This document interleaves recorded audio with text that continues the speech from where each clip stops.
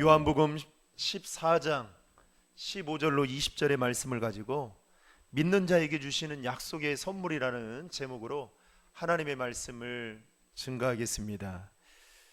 여러분, 오늘 우리가 살아가고 있는 이 시대의 분위기는 기독교에 대해서 매우 적대적입니다. 기독교의 적대적인 이 시대의 풍조를 두 가지로 생각해 볼 수 있는데요. 하나는 과학주의 무신론입니다. 무슨 말이냐? 과학이 점점 발달해 가고 요즘에는 AI 시대가 도래하면서 최첨단 과학 문명이 발달되어진 시대입니다. 제가 저희 막내를 보고 제가 깜짝 놀란 적이 있었어요. 어느 날 제 핸드폰을 보고 언젠가는 아빠 아이들이 좋아하는 거 게임 있잖아요. 노블록스 검색 좀 해주세요. 막 이렇게 해서 검색을 제가 해서 아이한테 줬어요. 그러더니 어느 순간부터 저를 찾지를 않는 겁니다. 그래서 이게 무슨 일인가 싶었더니 이 아이가 유튜브 검색을 하는데 이 음성으로 검색을 하기 시작하는 거예요. 그러면서 노블록스 하니까 이게 나오는 겁니다. 아령아 이렇게 하니까 이게 나오는 거예요. 그래서 어느 순간부터 저를 찾지를 않는 겁니다. 형들이 말하는 거, 누나들이 말하는 거를 잘 듣고 있다가 그 AI로 이렇게 검색을 해서 그러더니 어느 날은 아빠 제가 보여드릴 게 있다라는 거예요. 저희 집에 음성으로 불을 끌 수 있는 이 시스템이 있거든요. 돈만 주면 다 하는 겁니다. 그런데 이 아이가 갑자기 그 말로 불을 거실 불을 끄는 거예요. 그래서 참 시대가 이렇게 빠르게 지나가는구나라는 생각이 들었습니다. 여러분, 과학이 점점 발달하고 그리고 최첨단 과학 문명이 발달해 가면서 이제는 하나님을 믿는 것이 무슨 의미가 있느냐 그렇게 말하면서 굳이 하나님을 이야기하지 않아도 이 세상을 다 설명할 수 있다라는 것이 과학주의 무신론자들이 가지고 있는 생각입니다. 또 하나는요, 종교다원주의입니다. 등산으로 비유하자면 최고의 정상이 구원이라고 말한다면 여러분, 그 정상을 오르기 위해서는 A 코스, B 코스, C 코스, D 코스가 있듯이 예수님만 믿어서 구원을 받는다는 것이 이제는 아니라 불교가 좋은 사람은 불교를 믿고 이슬람교가 좋은 사람은 이슬람교를 믿고 또 교회가 좋은 사람은 예수를 믿고 그래서 모두 다 좋은 게 좋은 거라고 모두 다 구원받는 종교이니까 굳이 예수를 믿어야만 구원을 받는다라는 이 강요를 하지 말라고 하는 그 입장을 취하는 태도가 바로 종교다원주의자들이 가지고 있는 생각입니다. 여러분, 심각한 것은요, 이런 종교다원주의자들이 가지고 있는 입장이 오늘 우리가 살고 있는 이 시대에 이제 주류의 사상이 되어가고 있다라는 것입니다. 그러다 보니까 요즘 여러분, 전도하기가 쉽습니까? 어렵습니까? 전도하기가 무척이나 어려워졌습니다. 아니, 이 전도라는 말이 언제부턴가 이 전도라는 이 단어가 언제부턴가 종교를 나에게 강요한다라는 식으로 생각하고 있는 오늘 이 시대가 되어버리고 말았다는 것입니다. 여러분, 예수를 믿어야만 구원을 받을 수 있다라는 기독교의 절대 진리가 이어받고 있는 종교다원주의 시대를 살아가고 있는 우리에게 있어서 눈에 보이지 않는 성령 하나님에 대해서 우리가 변증한다는 것은 어쩌면 믿지 않는 자들에게 있어서는 참으로 우습고 또 우리를 바라보는 시선이 정말 한심스럽기 짝이 없다 이렇게 생각해 보게 됩니다. 이런 상황 속에서 여러분, 우리에게 필요한 것은 어쩌면 성령 하나님에 대해서 더 제대로 알고 그분을 만나는 것이 우리에게 필요하지 않나 생각되어집니다. 여러분, 우리는 간혹 성령님에 대해서 오해하는 부분이 있습니다. 성령 충만을 받으면 이상한 사람이 될 수 있다라는 생각을 갖게 됩니다. 아니, 정상적인 삶을 살기 힘들 것이다, 이렇게 생각을 하곤 합니다. 그래서 어떻게 해요? 여러분, 한번 여러분들의 기도의 내용을 한번 잘 살펴보십시오. 여러분들이 성령님을 위한 기도를 여러분 얼마나 하시고 계십니까? 오늘 우리가 성령 강림주의를 맞이하고 있는데, 여러분 성령에 대해서 여러분들이 얼마나 사모하고 성령 충만함을 나에게 달라고 그렇게 말하지만, 여러분 진짜 그 성령님을 여러분들이 얼마나 사모하고 있냐라는 겁니다. 그러고 보면 우리는 성령님과는 정말 우리의 삶에 있어서 어쩌면 가까이가 아닌 가까이 하기엔 너무 먼 당신처럼 생각하고 있지 않나, 이렇게 생각해 본다는 것이죠. 오늘은 교회력으로 성령 강림절입니다. 구약의 유대인들에게 있어서 중요하고 생각하게 지켜야 될 3대 절기가 있었는데요, 그 절기는 6월절, 7.7절, 초막절입니다. 특별히 6월절은 우리가 잘 알다시피 이스라엘 백성들이 430년간 애굽의 종살이를 하다가 하나님의 은혜로 구원받은 것을 이제 기념해서 지키는 절기가 바로 6월절입니다. 그리고 초막절은 1년의 농사를 다 끝내고 난 후에 곡식을 다 거두어서 그리고 창고에다가 저장한다고 해서 이 초막절을 장막절이라 부르기도 하고요, 또 수장절이라 그렇게 부르기도 합니다. 그리고 또 하나는 7.7절이 있는데, 여러분 이 7.7절은 6월절이 지나고 7주가 지난, 이게 77에 49죠.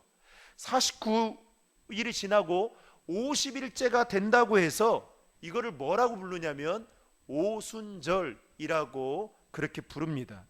당시 오순절은요, 밀을 수확해서 그 첫 수확을 하나님께 드렸다고 해서 그 오순절을 뭐라고 부르기도 했냐면 맥추절이라 부르기도 했습니다. 그러니까 7.7절은 오순절이라고 부르기도 하고 맥추절이라고 부르기도 하죠. 그런데 여러분, 신약 시대에 와서 사도행전 2장에 보면 제자들을 비롯해서 120명의 사람들이 마가의 다락방에 모여서 함께 기도를 합니다.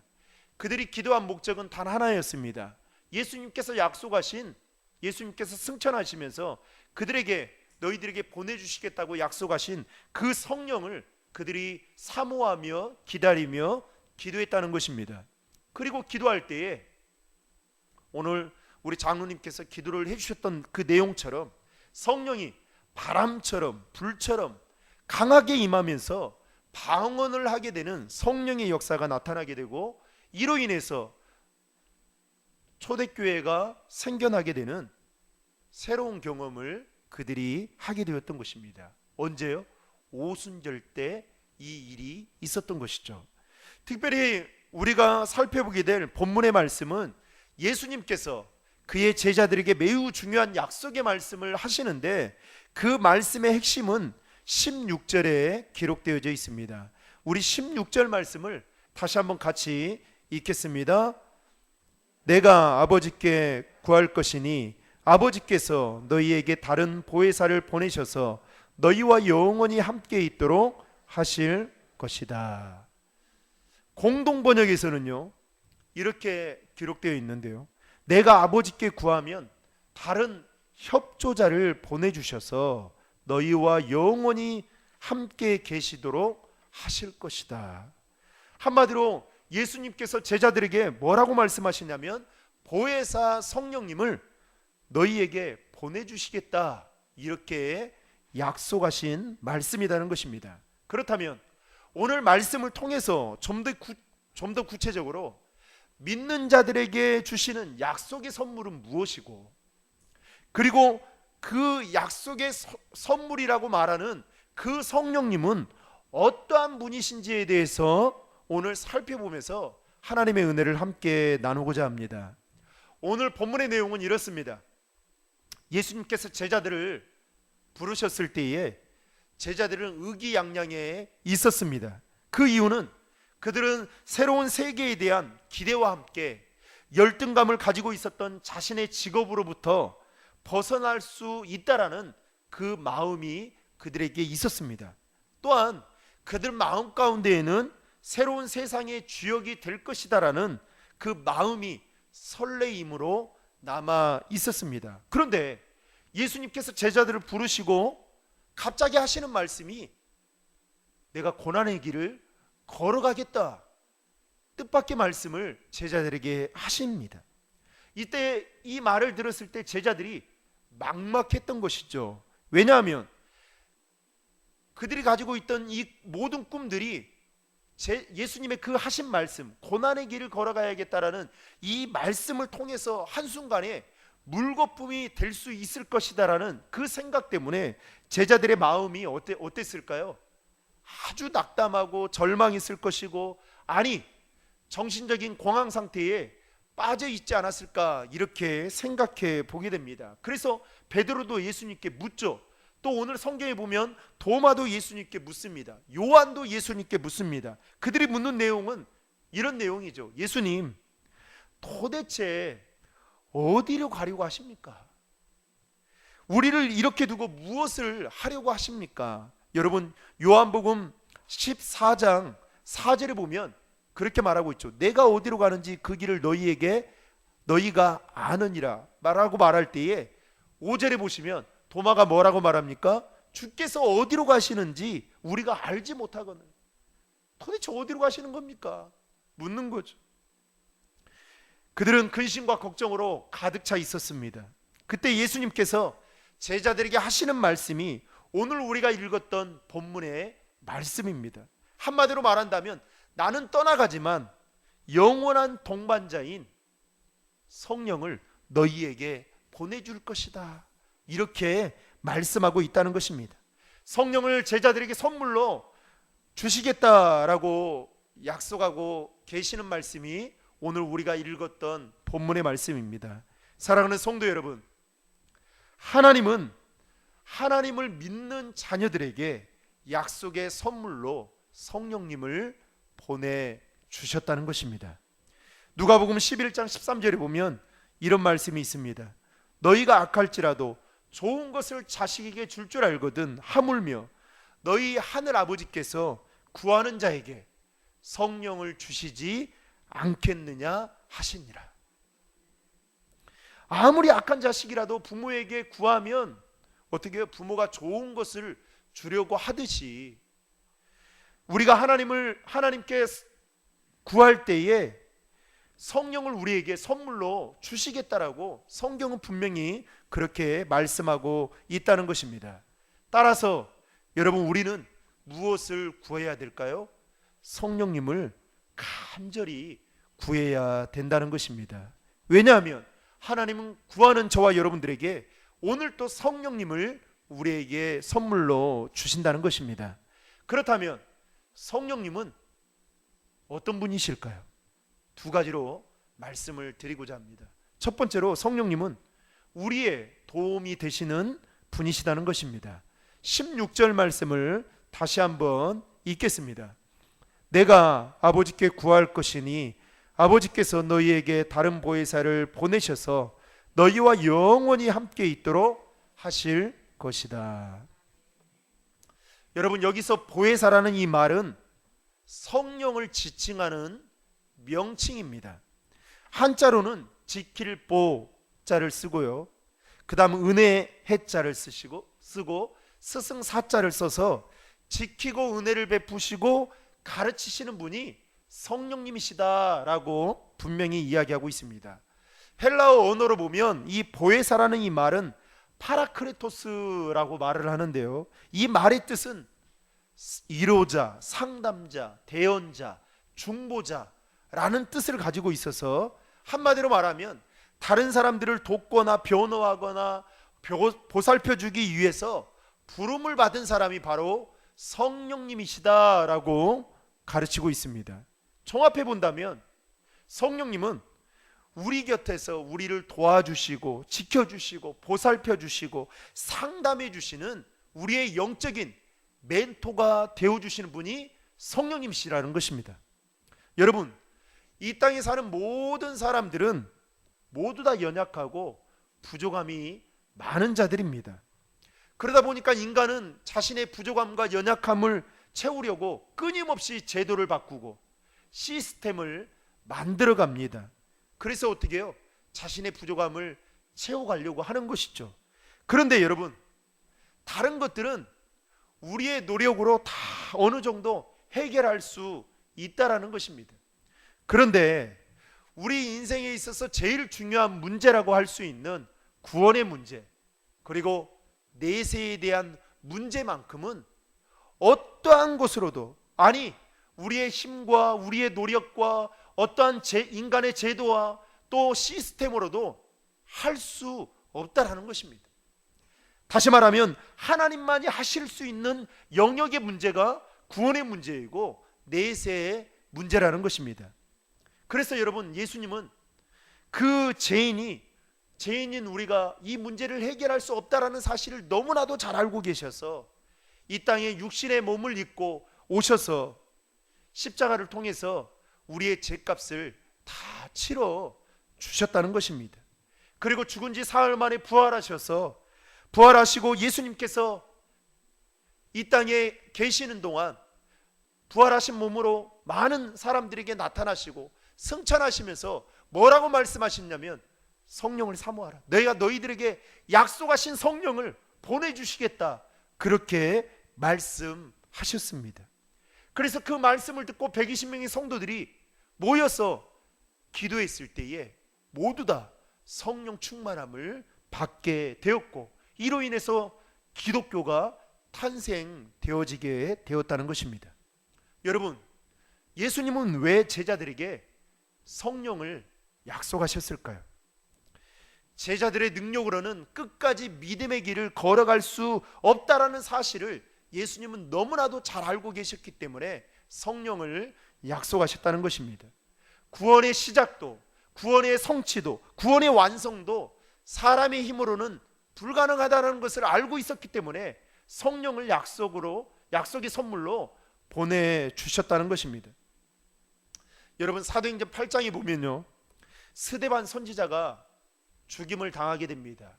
그로 인해서 많은 교회가 핍박을 당하게 되죠.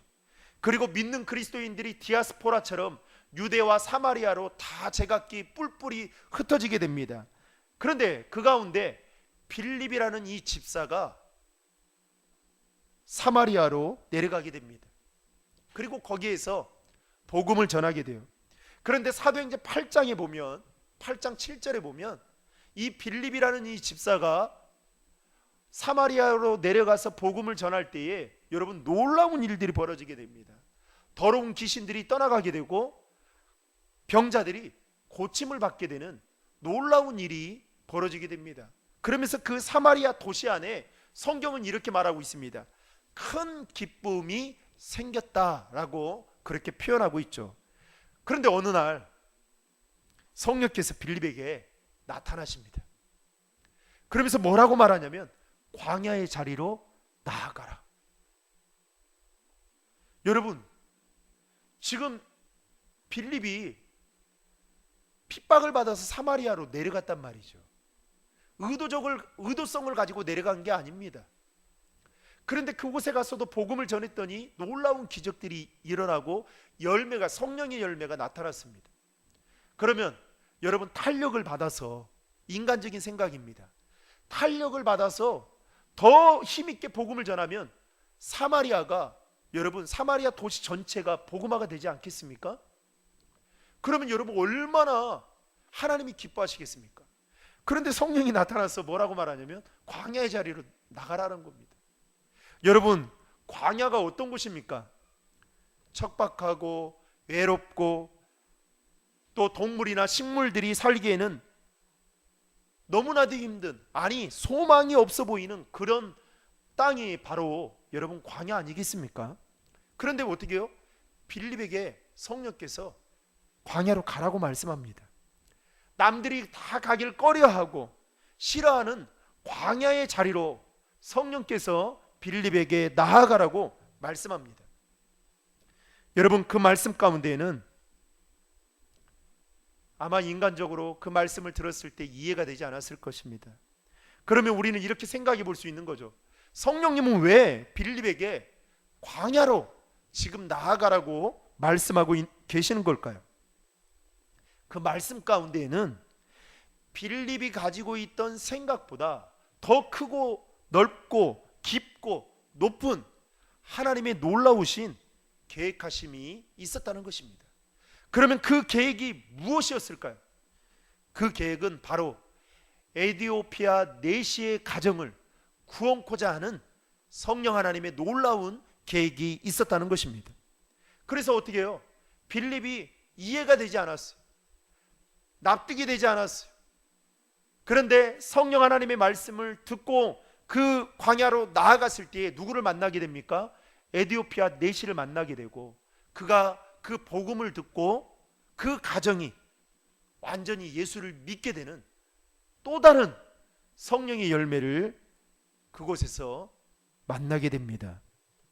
여러분, 우리는 연약하고 부족한 존재이기에 앞으로 우리의 인생에 펼쳐질 그 일에 대해서 한 치 앞도 내다볼 수 없는 그야말로 연약한 존재들입니다. 게다가 우리가 걸어가는 그 인생길에 때로는 어떤 길이 참 길인지, 아니 어떤 길이 주님이 기뻐하시는 길인지 몰라서 당혹스러워할 때가 있습니다. 그때 성령 하나님께서 여러분 어떤 일을 하시는 걸까요? 출애굽기 23장 20절에 보면 이런 말씀이 있습니다. 내가 내 사자를 내 앞에 보내어 길에서 너를 보호하여 내가 예비한 곳에 이르게 하겠다. 이게 무슨 말입니까? 성령 하나님을 너보다 먼저 앞서 보내어서 네 길을 예비해 놓으시겠다, 이렇게 말씀하고 있습니다. 로마서 8장 26절에 보면 성령은 우리의 연약함을 도와주시는 분이시다라고 말씀하고 계십니다.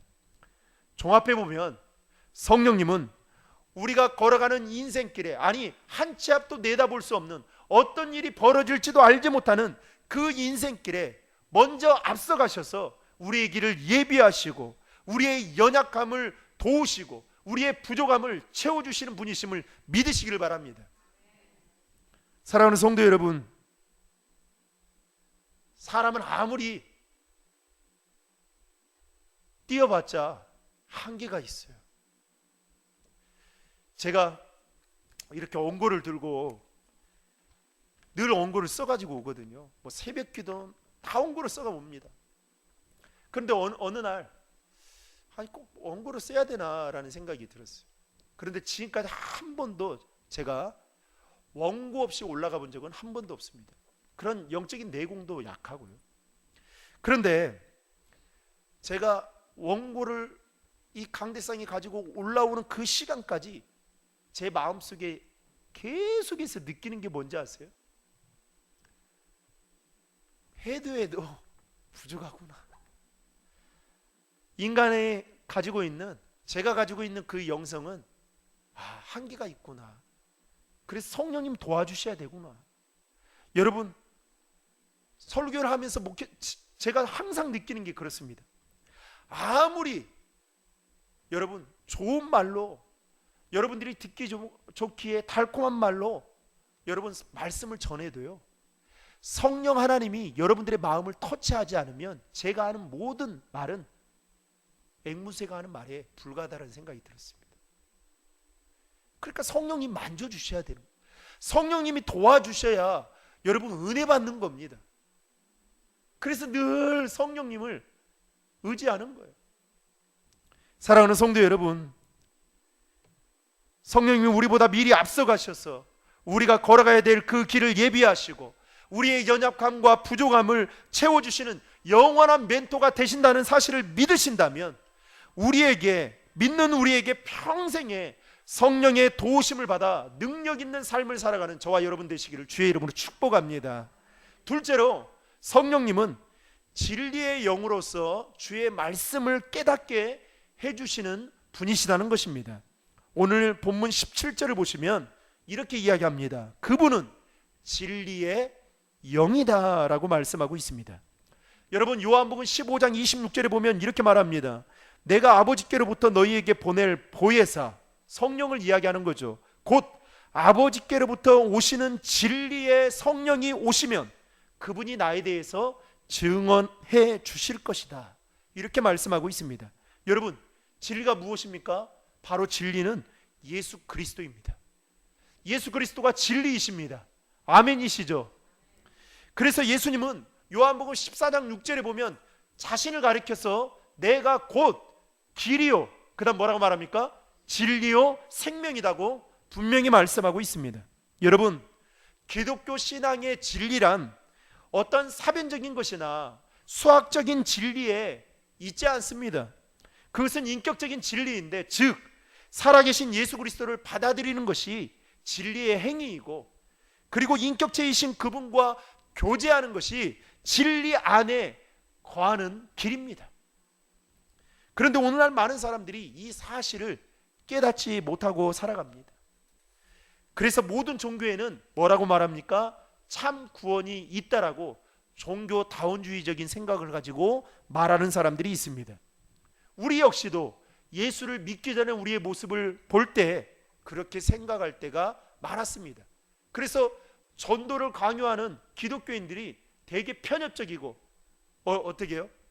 독선적이다, 이렇게 생각하곤 했습니다. 그런데 예수를 믿고 인격적인 그 주님을 만나고 나서 우리 안에 분명하게 깨닫게 되어진 그 한 가지 사실이 무엇입니까? 이 세상에는 많은 길이 있지만 오직 구원을 받을 수 있는 길은 예수 그리스도밖에 없다, 이 사실을 우리는 깨닫게 된 것입니다. 그래서 사도행전 4장 16절에 보면, 12절에 보면 뭐라고 말합니까? 우리 사도행전 찾아보겠습니다. 사도행전 4장, 너무나도 중요한 말씀인데요. 사도행전 4장 12절 말씀 같이 읽겠습니다. 시작. 다른 이로서는 구원을 받을 수 없나니 천하 사람 중에 구원을 받을 만한 다른 이름을 우리에게 주신 일이 없음이라 하였더라. 여러분, 믿으십니까? 우리에게 다른 이름을 통해서 구원받을 수 있는 길을 주신 적이 없다라는 겁니다. 철학을 통해서, 종교를 통해서, 어떤 다른 것을 통해서, 선행을 통해서, 고행을 통해서 받을 수 있는 어떤 도덕적인 걸 통해서 구원받을 수 있는 길이 없고, 우리에게 구원받을 수 있는 그 길은 오직 예수 그리스도밖에 없다라는 것을 이야기하고 있는 것입니다. 그분이 바로 진리 되신 예수 그리스도이신 것입니다. 요한복음 14장 26절에 보면 보혜사 곧 아버지께서 내 이름으로 보내실 성령께서 너희에게 모든 것을 가르쳐 주실 것이며 내가 너희에게 말한 모든 것을 생각나게 하실 것이다. 요한복음 16장 13절에 보면 그러나 진리의 성령이 오시면 그가 너희를 모든 진리 가운데로 인도하실 것이다 라고 분명히 말씀하고 있습니다. 성령님은 진리의 영으로 오셔서 우리가 미처 깨닫지 못한 놀라운 진리들을 깨닫도록 만들어 주시고 가르쳐 주시고 생각나게 해주시는 분이 바로 저와 여러분들이 믿고 있는 성령 하나님이심을 믿으시길 바랍니다. 말씀을 맺겠습니다. 사랑하는 성도 여러분, 우리 모두는 연약하고 부족하며 한계를 가지고 살아가는 자들입니다. 그러기에 누군가의 도움을 받아야만 살 수 있다라는 것이죠. 그런데 사람의 도움은 한계가 있다라는 것입니다. 아무리 채워줘도 우리는 만족할 수 없고요. 또 사람이 채워준다고 해도, 부모가 자식에게 모든 것을 채워준다 해도 어떻게 해요? 그 안에는 여전히 목마름과 부족함이 있다라는 겁니다. 그러나 그 우리의 연약함과 부족함을 채워줄 수 있는 분은 오직 성령 하나님밖에 없다라는 것입니다. 그러기에 우리는 성령의 도우심을 받아야만 여러분 능력 있는 삶을 살아갈 수 있게 되는 것입니다. 성령 충만하지 않고서는 능력 있는 신앙생활도 할 수 없을 뿐만 아니라 세상의 많은 유혹과 밀려오는 시험도 능히 감당할 수 없게 되는 것입니다. 더욱이 주님의 뜻을 분별할 수 없을 뿐만 아니라 우리 안에 습관적으로 끊지 못하는 죄의 사슬도 끊지 못하게 된다는 것입니다. 그래서 예수님께서는 하나님의 자녀들에게 성령을 선물로 보내주시겠다라고 약속하셨던 것입니다. 그리고 그 성령님은 지금 우리와 가장 가까이 계시면서 우리를 도우시고 지키시고 보호하시고 가르쳐 주시고 진리를 깨닫게 해주시는 분이시다는 것입니다. 사랑하는 신도림 중앙이 성도 여러분, 우리는 성령 강림주의를 보내며 예배를 드리고 있는 이 시간, 여러분 우리에게 필요한 것이 무엇일까요? 바로 성령 하나님 아니시겠습니까? 성령 충만함을 받아 성령의 도우심을 받는 것, 이게 바로 우리가 믿음으로 살아갈 수 있는 지름길이 된다라는 것이죠. 한 주간도 성령 충만함을 받아 저와 여러분들의 삶 속에서 정말 믿음으로 승리하며 살아갈 수 있기를 주의 이름으로 축복합니다.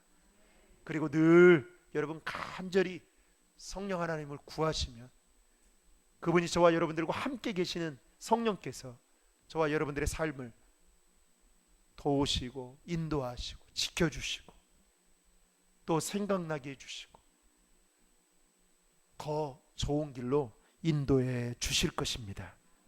그 은혜가 저와 여러분들에게 있기를 주님의 이름으로 축복합니다.